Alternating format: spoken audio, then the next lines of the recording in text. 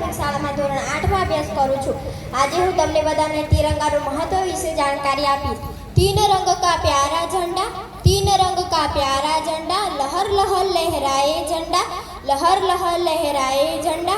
आओ इसे शीश झुकाए, आओ इसे शीश झुकाए, जनमन गण का गान गाए।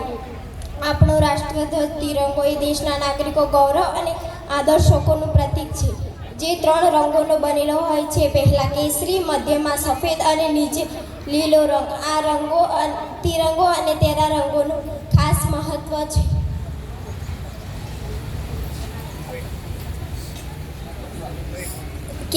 કેસરીયો રંગ શૌર્ય, ત્યાગ અને બલિદાનનું પ્રતીક છે, જે દેશના નાગરિકોને નિસ્વાર્થ ભાવે સેવા અને સંકલ્પો પણ પ્રતીક છે।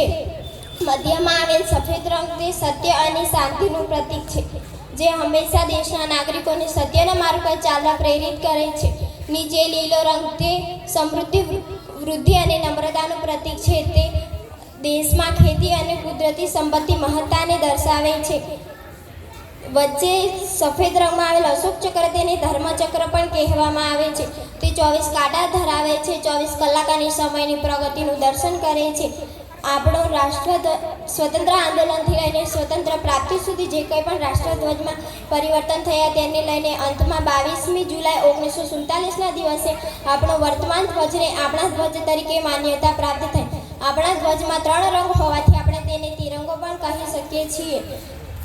તિરંગો એટલે કે ઝંડા ગીત માટે ઝંડા ગીત પણ ગવાયું છે। તેમની રચના શ્યામલાલ ગુપ્તચંદ પાર્ષદ દ્વારા કરવામાં આવી છે।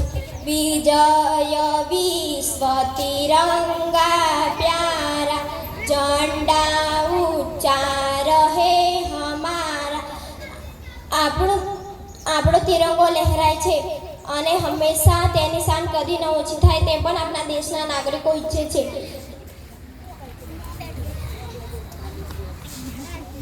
આપણા દેશના અનેક શહીદોએ તેમના દેશ માટે તેમના બલિદાન ફળ સ્વરૂપે જ આપ્યા છે।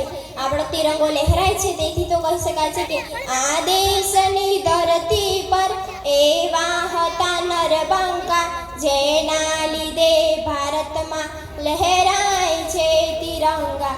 વંદે માતરમ, વંદે